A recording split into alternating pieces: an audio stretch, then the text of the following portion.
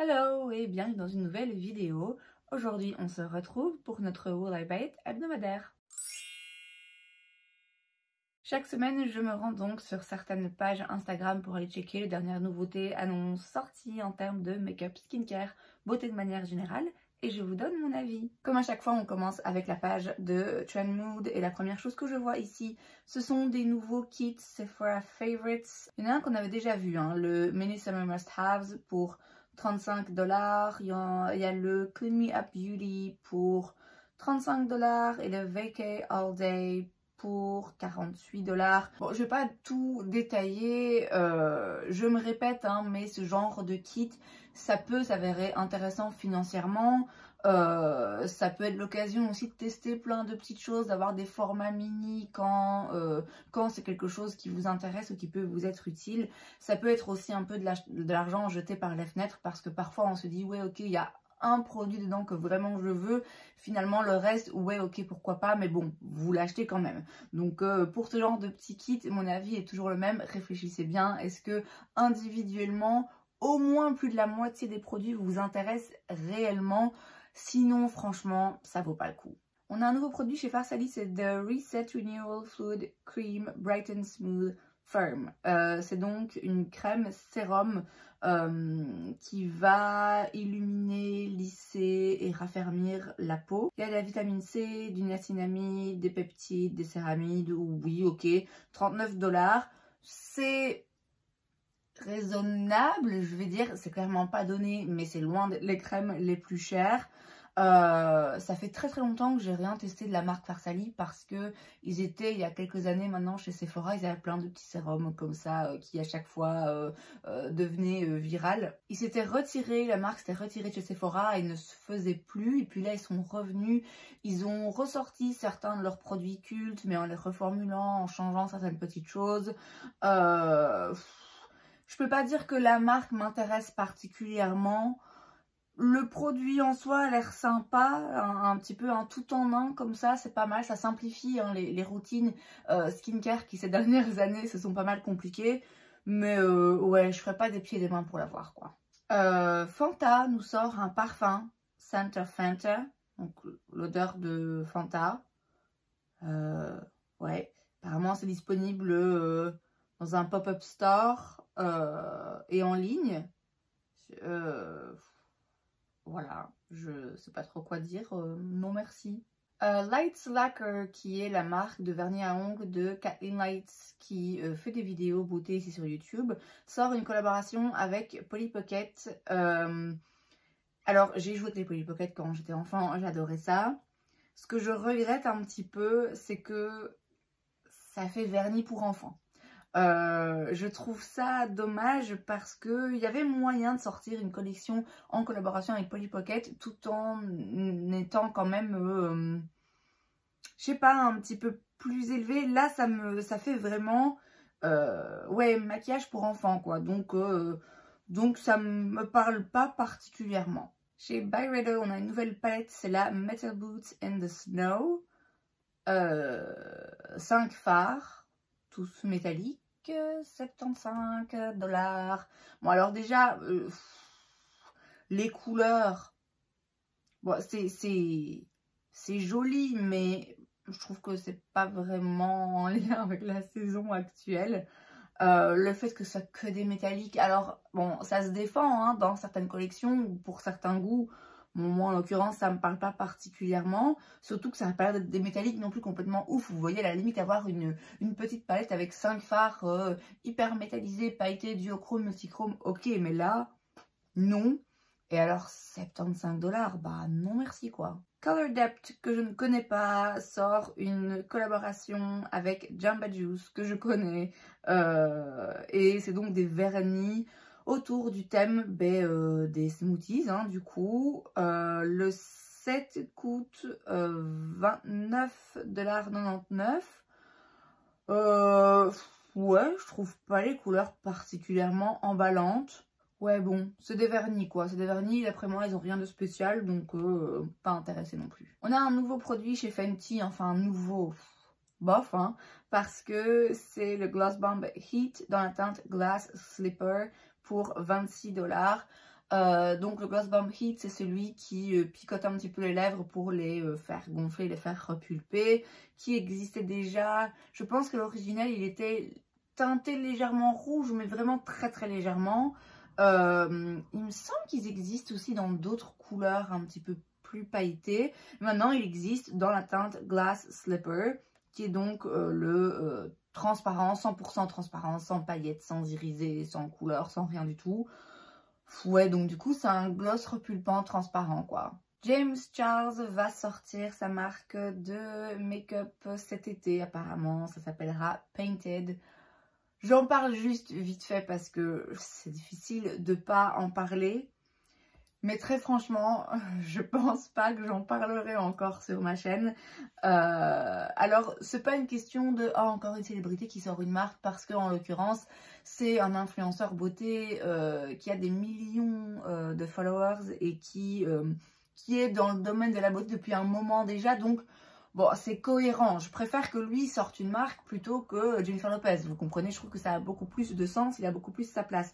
Néanmoins, c'est un youtubeur que je n'affectionne pas particulièrement, je ne le connais pas, je ne me permets pas de juger les gens, enfin, j'essaye de pas juger les gens, mais a priori c'est pas quelqu'un que j'aime particulièrement, voilà, donc je pense que j'aurais pas envie de couvrir particulièrement sa marque et ses produits, on verra, mais voilà, de toute façon, c'est pas encore d'actualité, ça sort cet été, on verra d'ici là. Bondi Sands sort des mousses autobronzantes et en fait, vous avez 4 couleurs différentes. Vous avez un sous-ton froid, un sous-ton olive, un ton plus foncé et un sous-ton plutôt doré, donc en fonction du type de bronzage que vous préférez. C'est sympa de sortir ce genre de diversité. Maintenant, moi, quoi qu'il arrive, les autobronzants, ça ne m'intéresse pas. Donc c'est pas pour moi, mais voilà, c'est intéressant. Zstica, qui est une marque de produits contre l'acné, sort un nouveau produit. C'est le Killer Acne, c'est donc des petits patchs. Mais ici, apparemment, ils sont plus intenses, plus efficaces. Et ils permettent, si je vois bien, d'aller traiter les boutons qui sont plus en profondeur. Parce que c'est vrai que ce genre de patch, tout comme les petites lotions asséchantes et tout, j'en ai déjà utilisé, mais je trouve que bon, ça fait effet uniquement quand la tête du bouton est déjà sortie, vous voyez. Donc finalement, c'est pas un produit que j'utilise particulièrement. Là, le fait qu'a priori, ça puisse traiter les boutons, comme j'ai dit, qui sont pas encore sortis, qui sont plus gros, plus en profondeur, ça peut être intéressant. Moi, ça m'arrive de temps en temps, c'est de l'acné hormonal que j'ai ici le long de la mâchoire. Je sais pas si ce serait efficace ou pas. Ça coûte 18 $ pour 4 patchs. C'est quand même pas donné. Bon non, c'est pas le genre de produit que je vais me risquer à acheter parce que je doute de l'efficacité. Voilà, tant pis, si j'ai un bouton qui me pousse, il restera là. On a un petit peu plus d'images sur la collaboration entre Colourpop et Alice au Pays des Merveilles. Bon, je vais pas tout détailler comme à chaque fois Colourpop, il y a un petit peu de tout. Je voudrais juste m'attarder une minute sur la palette parce que quand j'avais vu l'image qui venait d'un magazine, il me semble que c'était la semaine dernière, j'avais dit ouais, l'harmonie de couleurs, elle me dit pas trop. C'est toujours le cas, ça me dit pas trop parce que c'est pas forcément des couleurs que je me vois utiliser très souvent. Mais je la trouve beaucoup plus jolie comme ça, d'où l'importance quand même d'avoir des photos de qualité quand on voit des palettes de fard à paupières, parce que quand on voyait la photo avec juste l'harmonie de couleurs comme ça un petit peu de loin dans un magazine, je trouvais vraiment pas ça spécial. Là, même si c'est toujours pas quelque chose qui m'intéresse, je trouve ça un petit peu plus spécial parce qu'on voit vraiment les textures et il y a des fards là qui ont l'air très très très jolis. C'est quand même pas quelque chose que je vais acheter, mais je reconnais que les fards métalliques et sequins notamment sont particulièrement beaux. On a des nouveaux produits chez Shiglam, c'est le Chroma Glow Bloom Liquid Highlighter. Ce sont donc des highlighters liquides mais duochrome. Ça coûte 6,99 $, il y a 3 teintes. Je sens la commande Shiglam arriver bientôt, pas tout de suite, parce que j'ai racheté 2-3 petits produits récemment, vous le verrez cette semaine il me semble, donc j'ai pas envie d'aller trop dans l'accumulation non plus, je préfère attendre et diluer les achats. Mais je pense qu'un de ces quatre, je vais refaire une commande sur Shiglam. Bon, d'un côté, j'ai pas envie parce que voilà, ça me fait participer à quelque chose que j'aime pas trop. Mais je dois bien avouer qu'ils ont quelques produits qui me font envie. Ils ont aussi quelques produits que j'avais chez eux, que j'aimais beaucoup, que j'avais donné. Et je me dis, bon ben en vrai, un fond de teint à 8 $ qui fonctionne vraiment très bien pour moi, c'est quand même dommage de passer à côté. Donc, ça à mon avis, je le testerai. Pas tout de suite, mais je le testerai. Chez Kiko, on a une nouvelle collection pour l'été, j'imagine, printemps-été, je sais pas trop, c'est la Beauty War Collection. Il y a un petit peu tout, comme c'est toujours le cas.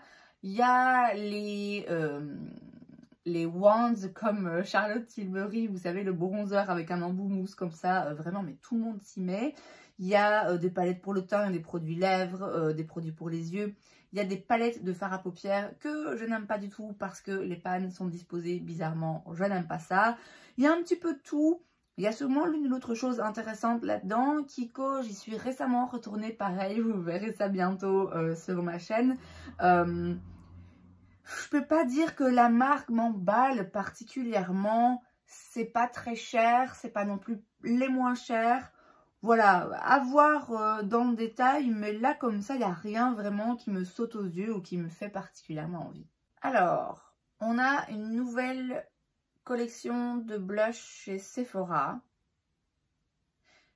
Mais ils sont déjà sortis ces blushs. Je les ai vus, je sais, je les ai vus. Je sais pas, je comprends pas. Est-ce que ça sort seulement maintenant aux États-Unis, puisque Trendwood c'est un site qui est basé aux US. Est-ce que quoi, ils en ressortent des nouvelles teintes? Je comprends pas trop.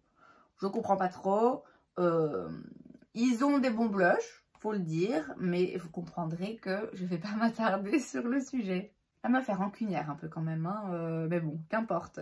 On passe chez Givenchy, on a un nouveau produit, c'est le rouge interdit baume. C'est donc un baume à lèvres.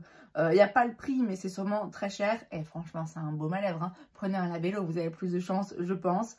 Après, le noir, il a l'air de donner un effet un petit peu similaire au baume de chez Clinique, là, qui se vend vraiment genre 10 la minute, que tout le monde s'arrache.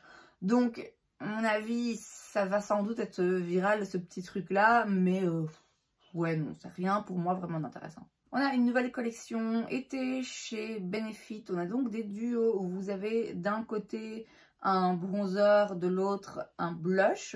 C'est intéressant, ma foi, pourquoi pas. Moi, personnellement, ça m'intéresse pas parce que j'ai le bronzer Hoola, celui qui convient à ma carnation, et j'ai plusieurs blushs de la marque.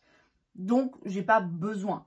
Après, ça peut être intéressant d'avoir deux produits en un. Et puis, on a un nouveau produit. C'est le Suns Up Butter Balm. C'est donc un baume pour les lèvres qui existe en 4 teintes. Oui, bon, voilà. Sans plus. Et enfin, chez Armani, on a des nouveaux blushs. 38 $. Donc, c'est loin d'être donné.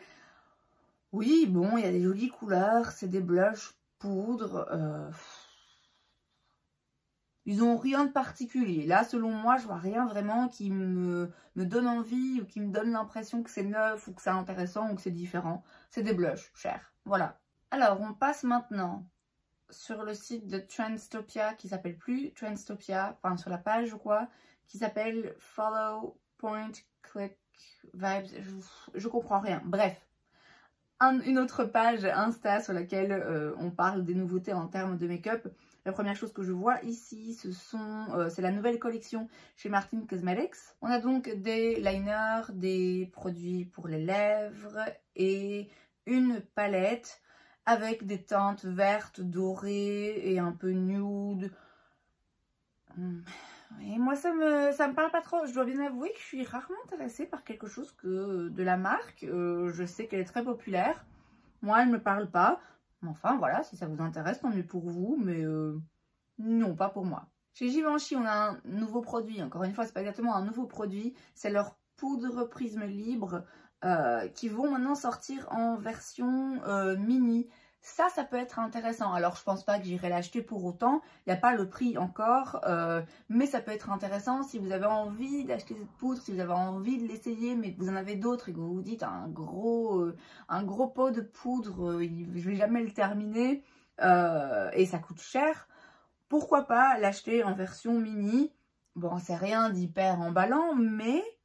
Bon, ma foi, je trouve ça sympa quand même de sortir des produits comme ça dans une taille un petit peu plus petite qui le rend du coup un peu plus abordable. Chez Stila, on a de nouveaux produits, mais il me semble que on les avait déjà vus en partie, puisqu'il y a la Lip Oil, on l'avait déjà vu.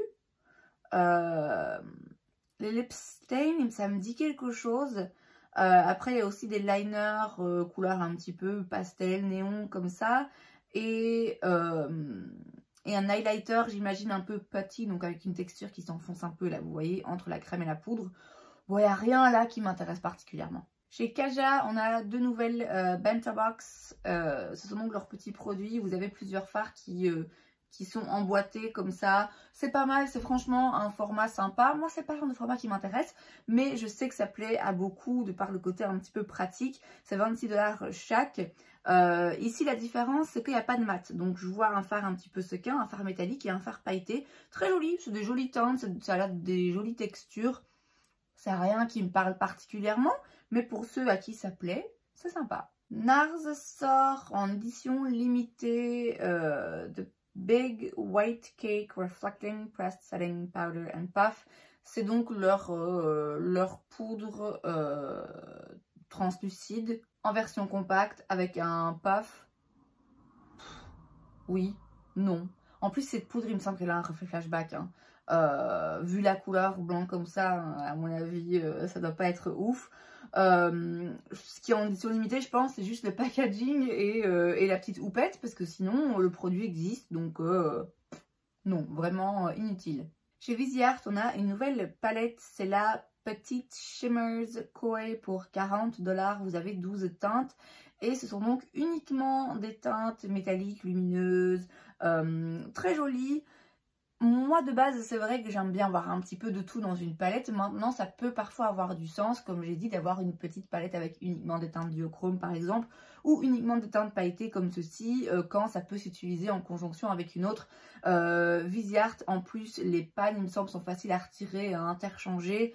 Bon, moi, cette palette-là me parle pas particulièrement. J'ai des fards Viseart que j'aime beaucoup. Les mats sont absolument incroyables.